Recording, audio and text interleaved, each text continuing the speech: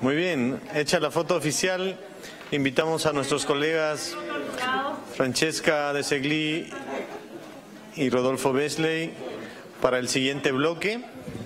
Este bloque está correlacionado con la presentación que se hizo el día de ayer sobre el estudio regional sobre protección social reactiva ante emergencias, pero abordará el tópico de recomendaciones de este estudio regional.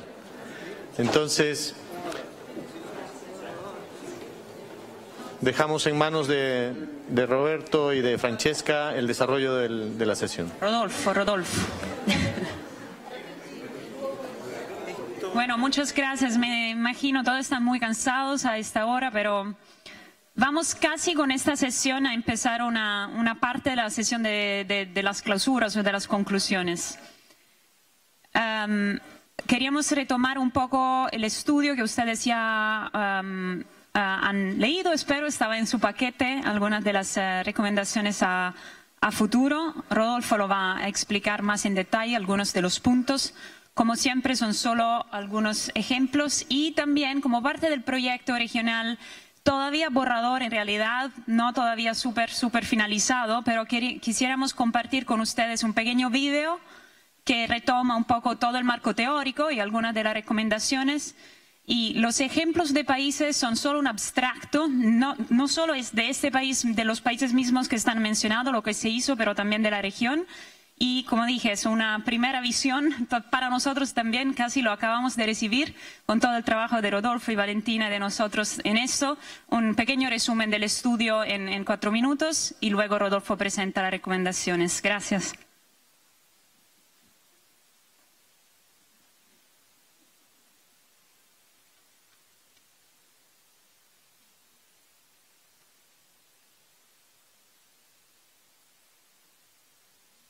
¿Alguien nos puede ayudar con las luces también, quizás? No, yo no quiero.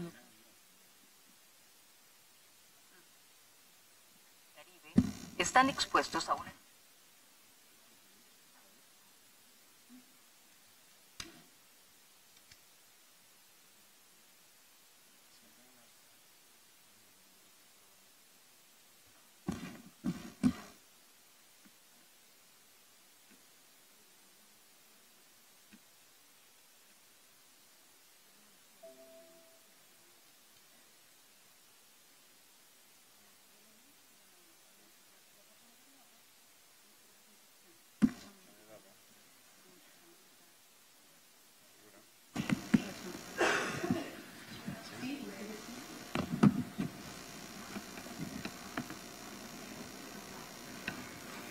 Los países de América Latina y el Caribe están expuestos a una creciente frecuencia y magnitud de desastres de origen natural, en parte como consecuencia del cambio climático y a choques económicos y políticos. ¿Pueden los sistemas de protección social de la región desempeñar un papel antes, durante y después de una crisis? Esto podría permitir llegar a los amplios segmentos de la población afectada a través de sistemas administrativos probados con el potencial de una respuesta más rápida y eficiente. Pero, ¿cómo se puede hacer esto en la práctica? Una solución es proporcionar complementos a los programas de protección social existentes, aumentando el valor o la duración de los beneficios de manera temporal. Esta opción, denominada expansión vertical, ha sido popular en los últimos años. Es rápida y no requiere la creación de nuevos sistemas después de una crisis. Perú, por ejemplo, expandió verticalmente los programas de transferencias monetarias Juntos y Pensión 65 en respuesta a las inundaciones, mientras que Nicaragua proporcionó una ración adicional de comida a los niños en escuelas en las áreas afectadas por la sequía. Sin embargo, el principal desafío con la expansión vertical es que los hogares afectados por los choques no son necesariamente los que ya se benefician de un programa de protección social, especialmente cuando estos están focalizados en los pobres. Imagínense, este círculo rojo es la población ya cubierta por los programas de protección social existentes, cada uno con sus criterios de focalización, y esta es la población afectada por una crisis. Es poco probable que estos coincidan. Se necesitarán estrategias para llegar a las personas restantes. Otros aspectos del sistema de protección social pueden ayudar a lograrlo. Para ser realmente sensibles a los choques, Los programas existentes deben ser capaces de aumentar el número de beneficiarios con flexibilidad en caso de crisis. Lo llamamos expansión horizontal. Por ejemplo, en Haití, el programa Corelaví, y en Chile, el programa Chile Solidario, se expandieron horizontalmente en respuesta a desastres recientes. Los países que han desarrollado una base de datos nacional de beneficiarios actuales y potenciales, un registro social, el Círculo Verde, podrían considerar ampliar el apoyo a todos o algunos hogares del registro social que vivan en las zonas afectadas durante la primera fase de la respuesta hasta que el empadronamiento de hogares afectados esté disponible. También sería posible utilizar en otras bases de datos administrativas, tales como la de Seguridad Social o padrones nacionales de identificación. En cualquier caso, las expansiones de los programas o los nuevos programas de emergencia por parte del gobierno y otros actores humanitarios deberían estar preparados para respaldarse o montarse rápidamente a los sistemas existentes de los programas regulares, sus bases de datos y enfoque de focalización, sus mecanismos de coordinación y principalmente sus mecanismos de entrega. Por ejemplo, en Ecuador, el gobierno y el PMA respondieron al terremoto con transferencias monetarias, apoyándose en la capacidad de los programas de asistencia social existentes. Sin embargo, no todos los sistemas de protección social son capaces de hacer frente a los gastos y la carga de trabajo adicional necesaria para una respuesta flexible a los desastres y a los choques. ¿Qué recomendaciones surgen de la experiencia regional? En primer lugar, invertir en el fortalecimiento de los sistemas de gestión de datos y de los mecanismos de entrega y en asegurar la capacidad operativa, especialmente a nivel local. En segundo lugar, desarrollar opciones de financiamiento innovadoras, tales como fondos de contingencia y seguros regionales de riesgo. Un buen ejemplo es el Caribbean Catastrophe Risk Insurance Facility. En tercer lugar, preparar el sistema mediante el desarrollo de protocolos, planes de contingencia y acuerdos de stand-by para expansiones rápidas. Cuarto, fortalecer los mecanismos de coordinación entre las instituciones de protección social y de protección civil. La protección social ofrece una oportunidad única para mejorar el apoyo a las personas vulnerables y afectadas por emergencias. Hay mucho por aprender y muchas experiencias importantes en la región. Comencemos por ahí. Estos hallazgos son solo una pequeña muestra de la investigación que se está realizando en 6 países latinoamericanos y de una revisión de la literatura sobre experiencias en la región. Para descubrir más, por favor, visite nuestro sitio web.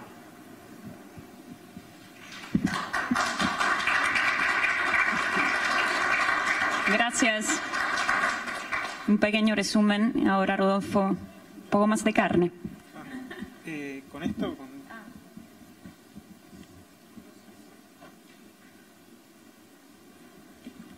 A ver si funciona esto.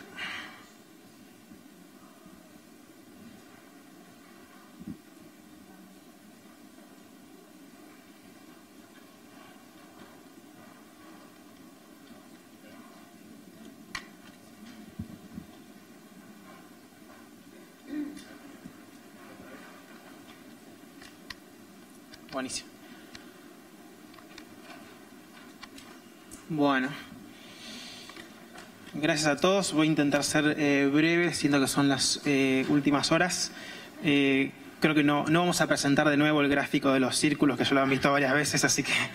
no, bueno, rápidamente voy a comenzar con el alcance de las recomendaciones del estudio y luego recomendaciones en tanto a preparación y luego respuesta a emergencias. Estas recomendaciones son, por supuesto, preliminares. Estamos aprendiendo mucho en esta conferencia y serán incorporados esos conocimientos, de los cuales seguramente surjan nuevas recomendaciones, y también el estudio no ha terminado, entonces, bueno, son recomendaciones aún preliminares. Algunas clarificaciones. Este es un estudio regional, por lo tanto las recomendaciones son a nivel regional. Algunas serán más relevantes para algunos países que otras. Cada país después tendrá que decidir qué toma de acuerdo a su contexto, y habrá recomendaciones que seguramente no estén aquí, que sean pertinentes para algunos países. No buscan ser prescriptivas. Las recomendaciones, por supuesto, que dependen del contexto y, entre otras cosas, dependen de la capacidad de los sistemas de protección social, de la estrategia de gestión de riesgo y de respuesta a emergencias, de la exposición a desastres de origen natural y demás. Y lo que realmente buscamos es lo que hicimos aquí estos 2 días, que es fomentar el diálogo, el debate y la discusión y la generación de evidencia respecto de la temática. En cuanto a preparación, bueno, uno de los hallazgos que había compartido con ustedes ayer fue el de que los sistemas más maduros cumplen roles más efectivos en la respuesta a emergencias, ¿no? Entonces, por lo tanto, bueno, como decía ahí en el vídeo, el primer paso sería invertir más en el fortalecimiento de los sistemas de protección social para sus actividades regulares, más allá de respuesta a emergencias, ¿no? Cuando los sistemas son más sólidos, con procesos y mecanismos más robustos, con mayor cobertura, con financiamiento adecuado, se crean más oportunidades para responder a través del sistema de protección social. Entonces, el primer punto es seguir invirtiendo en los sistemas de protección social. Segundo punto es fortalecer la resistencia o la resiliencia de los sistemas de modo tal que se pueda garantizar la continuidad operativa durante emergencias, ¿sí?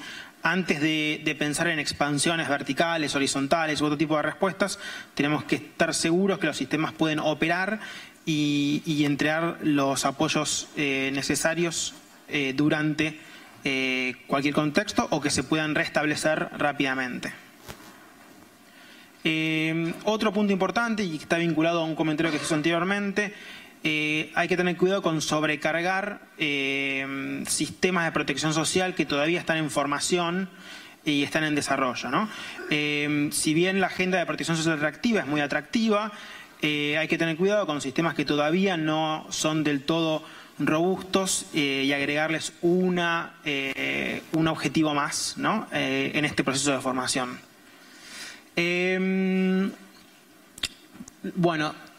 Otro punto importante es promover una nueva mentalidad en los sectores de protección social y protección civil. ¿A qué nos referimos con esto?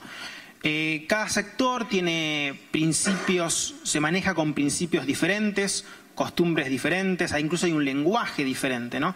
Entonces, si van a trabajar de modo conjunto, es importante revisar algunas de estas cuestiones y generar algo, o un lenguaje y principios y una mentalidad más compartida. Entonces, un ejemplo, por ejemplo, es que en el caso de protección social, hay principios que son muy importantes en la implementación de programas, por ejemplo, de asistencia social, como son, por ejemplo, la reducción de errores de inclusión, o las condicionalidades y la verificación de condicionalidades que hablábamos hace un rato con el caso de Colombia, que son muy importantes en los programas de asistencia social, pero que quizás cuando los sistemas cumplen un rol en respuesta a emergencia, estos factores no sean tan relevantes o deban ser mirados desde una perspectiva diferente, ¿sí? Y así como estos hay otros casos.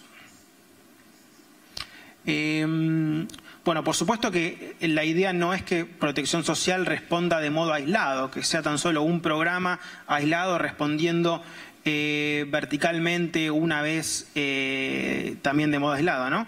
La idea es que protección social sea parte de una respuesta integral y holística y que involucre, por supuesto, muchos sectores de los que correspondan para una respuesta integral.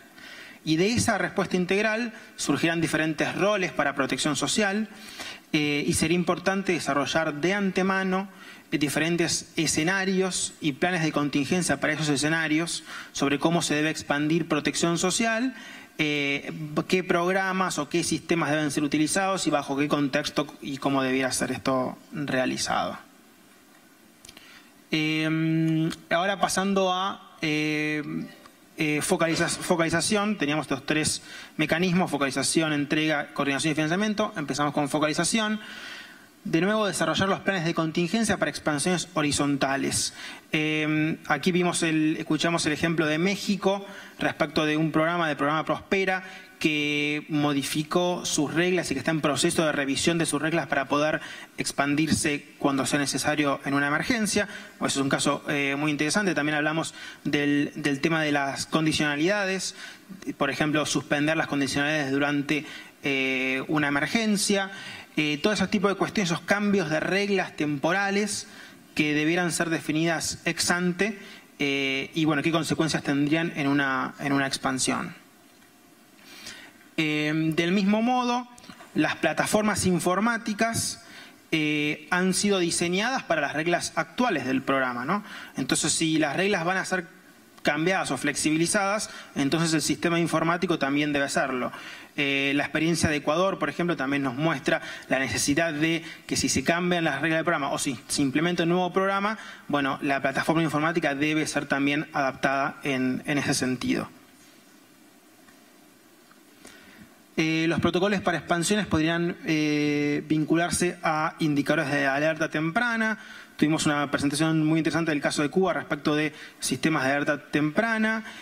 También vimos el caso en la presentación de Valentina de Kenia, en el cual, bueno, del programa HSMP, en el cual utilizan los indicadores de alerta temprana para, digamos, disparar automáticamente la expansión horizontal del programa. Entonces, cuando el indicador de alerta temprana alcanza un determinado rango, determinado umbral, la expansión se realiza de modo automático. Esto es algo que también se puede considerar, lo cual evita procesos de decisión, ¿no?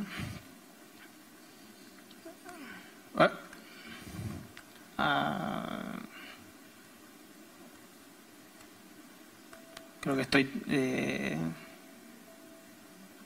¿Puede ser que no ande ya?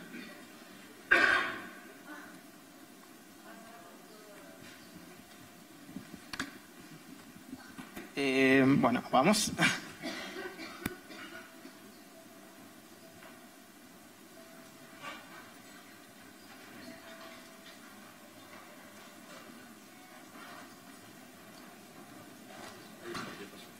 Es que no pasa. Para darle un poco de intriga nada más. Bueno, esto también vinculado a la presentación de Valentina. Los programas podrían decidir registrar a todos en una área muy expuesta, sobre todo a choques recurrentes. Se me ocurre el corredor seco, como vimos en varios casos, o la exposición a huracanes, tornados. Por supuesto que hay dos cosas a tener en cuenta con este tipo de estrategia. Una es que puede ser un proceso costoso, entonces es importante evaluar hasta qué punto es costo efectivo o no realizar este tipo de registros. Y el otro es que es importante comunicarlo de modo apropiado a la población, porque va a haber familias que van a ser registradas pero que no van a recibir subsidios a menos que haya una emergencia. Entonces esto tiene que ser comunicado de modo adecuado. A ver si...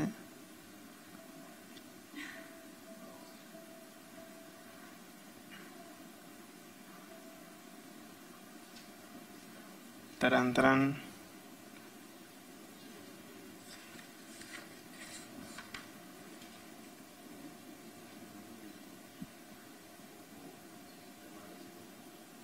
Bueno, sigo sin la presentación y después vemos.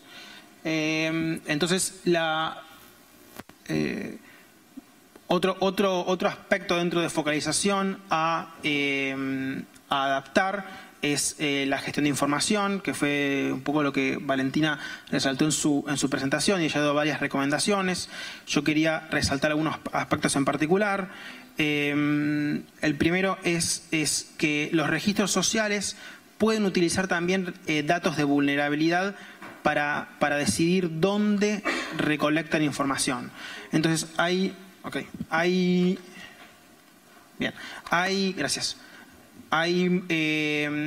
por lo general, hay muchos registros sociales que tienen una estrategia de tipo de censo para recolección de datos, y las áreas geográficas donde se realizan los censos se seleccionan con base en mapas de pobreza, ¿sí? Que se basan en datos censales y encuestas de hogares. Uno también podría pensar en utilizar mapas de exposición a desastres de origen natural, mapas de vulnerabilidad, para realizar también esa recolección de datos. En muchos casos la correlación entre los mapas de vulnerabilidad y los mapas de pobreza es alta, pero no siempre todas las zonas son las mismas. Entonces se podrían incorporar este tipo de cuestiones. Bueno, Valentina ya comentó acerca de aumentar la interoperabilidad y la integración de los sistemas de gestión de información. Bueno, vimos casos en los cuales la evaluación de daños luego de un choque es realizada por Protección Social, ¿no? En ese caso sería interesante que se incluyan en esas encuestas preguntas para la focalización por parte de Protección Social, y que la base de datos que deviene de estas encuestas pueda vincularse con o el registro social o las bases de datos de Protección Social.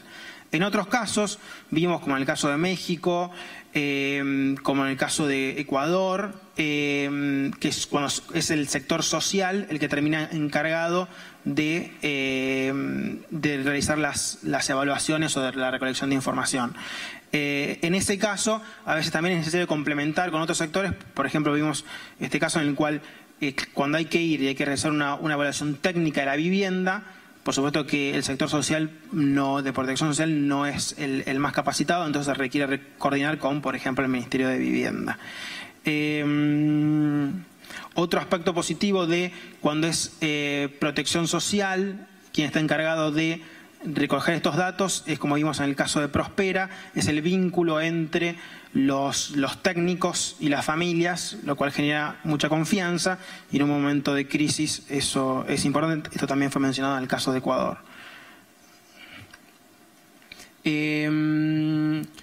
Considerar la inclusión en registros sociales de información útil a nivel operativo para evaluar la vulnerabilidad. En algún panel anterior se mencionó o se dijo que la información de los registros sociales es obsoleta cuando llega el momento de una crisis. Las experiencias no muestran exactamente eso. Si bien es cierto que luego de un choque las condiciones socioeconómicas de muchísimos hogares cambian, la información preexistente puede ser de utilidad. Vimos en la presentación de Valentina el caso de la superposición entre el registro de damnificados y el registro social en el caso de Perú, y en el caso de Ecuador una alta superposición. También sabemos que los pobres son los más afectados en choque, en emergencias, así que tener mucha información respecto de los pobres ciertamente ayuda. El caso del IVAC en República Dominicana, una herramienta a través del registro social que permite identificar la probabilidad de ser afectado por choques.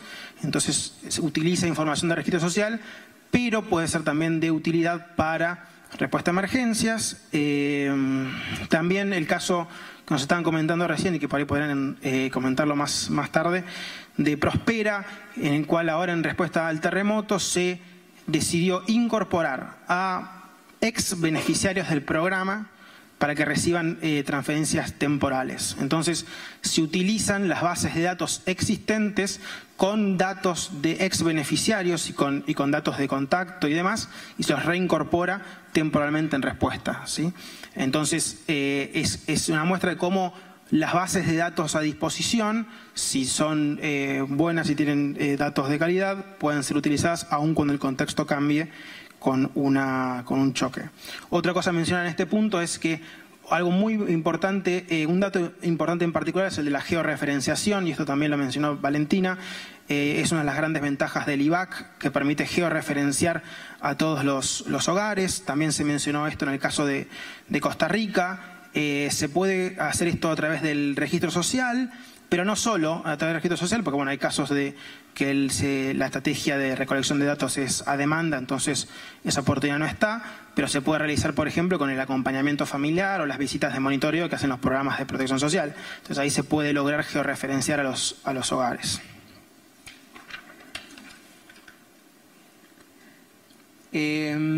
Ahora pasamos a entrega, al igual que en focalización, definir protocolos y planes de contingencia, por ejemplo, acuerdos de stand-by preestablecidos con los proveedores de servicios, si es que hay un proveedor de servicio involucrado. Hoy más temprano William habló sobre el acuerdo entre el gobierno de República Dominicana y el PMA para utilizar justamente esa red de comercios que están asociados a la protección social en República Dominicana, ese tipo de acuerdos que permitan responder rápidamente. De nuevo, en base a la experiencia de Kenia, considero ofrecer cuentas bancarias o los medios de pagos a toda la población en determinadas zonas de mucha exposición. el mismo comentario que hice anteriormente respecto de focalización, esto tiene sus costos y sus riesgos, entonces tiene que ser evaluado, por eso decimos considerar, ¿no? Bueno, ya se habló suficiente del tema, pero bueno, evaluar la adopción de pagos electrónicos, muchos países ya la tienen, no todos, qué tipo de pagos electrónicos, en qué contextos pueden ser utilizados, también se habló bastante de telefonía móvil y de otras estrategias, así que no voy a ahondar en esto. Y por último, en términos de preparación, coordinación y financiamiento, creo que es siempre, y no solo en esta temática de protección social reactiva, en muchas temáticas terminamos hablando de la coordinación, cómo fomentar la coordinación, ¿no? Y por supuesto que no vamos a encontrar la respuesta única aquí, pero sí sería oportuno encontrar algunos puntos o algunas herramientas claras para fomentar la coordinación, particularmente entre protección social y protección civil. Entonces, algunas de esas y las cuales ya hemos estado hablando son, por ejemplo, la utilización de los indicadores de alerta temprana por parte de protección social. Si protección social va a desarrollar planes de contingencia y ante diferentes escenarios, entonces necesitará el apoyo y la asistencia de protección social, quien tiene el expertise en esa área. Por otro lado, para protección civil, toda la información del registro social, como en el caso del IVAC en República Dominicana, puede ser de mucha utilidad para respuesta a una emergencia y para los escenarios de planificación. Y también, como en el caso de México que mencionaron anteriormente, se puede utilizar las plataformas de los programas, como por ejemplo Prospera y de otros programas de protección social, para transmitir información respecto de protección civil, ¿no? Y mucho más allá también. Pero se puede utilizar ese vínculo con las familias y las comunidades para transmitir información. Entonces, estas son algunas pequeñas ideas, pero para buscar puntos en común concretos y no hablar de coordinación simplemente, sin nada en concreto. Por supuesto que también organizar conjuntamente talleres de capacitación y conferencias. Aquí estamos embarcados en ese proceso. Y en cuanto a financiamiento, creo que el panel sobre financiamiento y coordinación fue muy interesante, así que no hay tanto más para agregar. Solamente el hecho de explorar estrategias ex ante de financiamiento. Vimos el caso del CRIF como un seguro paramétrico. También en El Salvador presentaron el caso de un préstamo contingente con el Banco Mundial. Aquí mismo en Perú hay también estrategias de financiamiento ex ante muy interesantes. Entonces, no descansar solamente en estrategias ex post que terminan por lo generalmente siendo relacionadas a reasignación de partidas presupuestarias. Si se pueden establecer mecanismos ex antes, eso también puede colaborar a una mejor respuesta. Ahora pasamos a respuesta, brevemente. Algo a mencionar es, bueno, cómo se responde depende de cada país y depende del sistema de cada país, el riesgo y demás. Pero un punto importante es que al responder los países tienden a elegir los sistemas o los programas o los mecanismos más sólidos, ¿no? Entonces esto puede implicar que en un país se responda a través del programa de transferencias monetarias, cuando en otro a través del programa de alimentación escolar, u otro puede incluso explorar seguridad social, ¿no? O uno puede decir no expandir ningún programa, pero utilizar una base de datos o utilizar el sistema de entrega o demás. No hay una estrategia única. Y cada uno tendrá que explorar al interior de su sistema cuál es el proceso o el programa más sólido que tiene, con mayor cobertura y mayor potencial. Dicho eso, del panel anterior, uno de los paneles más temprano hoy, surgió claramente la importancia y los beneficios de las transferencias en dinero. Entonces, sin olvidar otro tipo de estrategias que han tenido mucho resultado, y sí hay una ventaja comparativa dentro de los programas de transferencias monetarias, porque en un país determinado tienen cobertura significativa y son robustos y demás, entonces utilizarlos tiene una ventaja dado los beneficios del dinero que hemos visto, aunque esto también, por supuesto, dependerá del tipo de emergencia.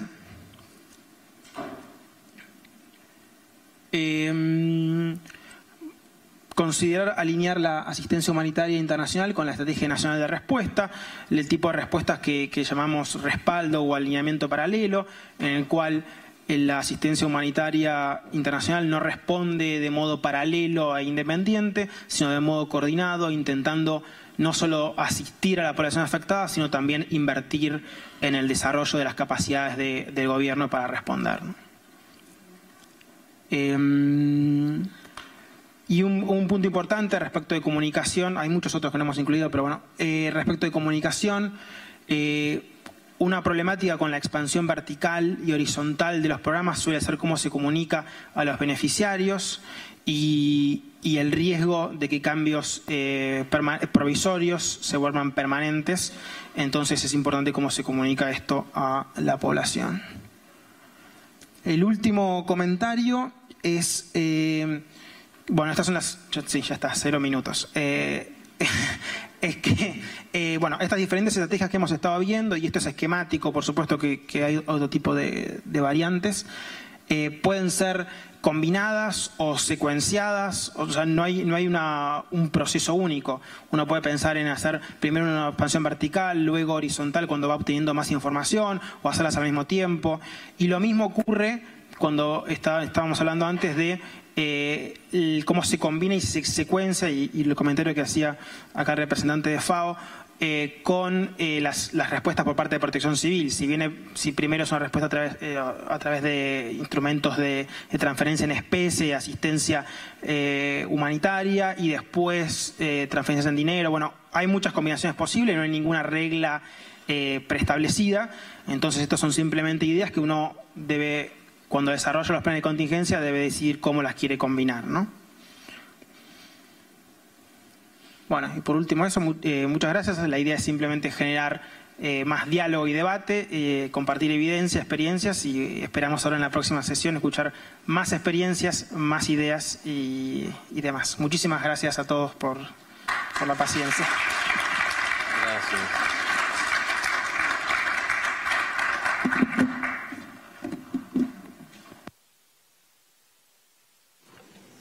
Gracias a Rodolfo y a todos ustedes por su atención. Ahora tenemos un receso, no más de 10 minutos, por favor. Ahí está el café servido, recargan las baterías y venimos para la sesión siguiente, que es una sesión en plenaria donde en la mañana hemos circulado las preguntas y sobre esas preguntas vamos a hacer las reflexiones, ¿ok? Les esperamos en 10 minutos como máximo. Gracias.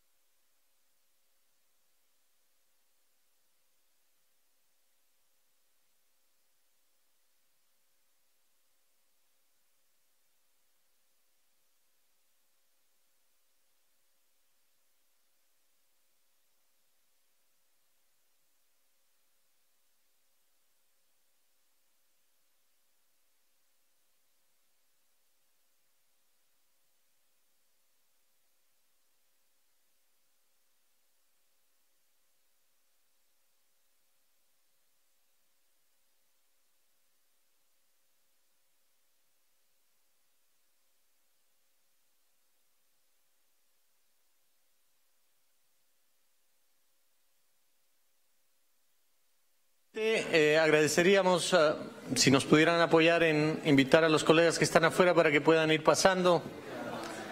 Por favor, un minuto más antes de arrancar. Queremos cumplir la agenda y culminar el seminario en la hora pactada. También vamos a tener en breve la llegada de las autoridades del Gobierno de Perú, tanto del Ministerio de Desarrollo e Inclusión Social como del Ministerio de Relaciones Exteriores, y quisiéramos estar oportunos para su arribo. Muy bien. Bueno, en esta última parte del seminario, lo que queremos fomentar es un debate sobre las áreas de intervención y prioridades a nivel del país. Como lo mencionamos en la mañana, hemos circulado 3 preguntas motivadoras y para ello hemos previsto también que una persona carismática, empática, una persona que tiene manejo del auditorio pueda hacernos el honor de dirigir este debate, y por eso quiero presentarles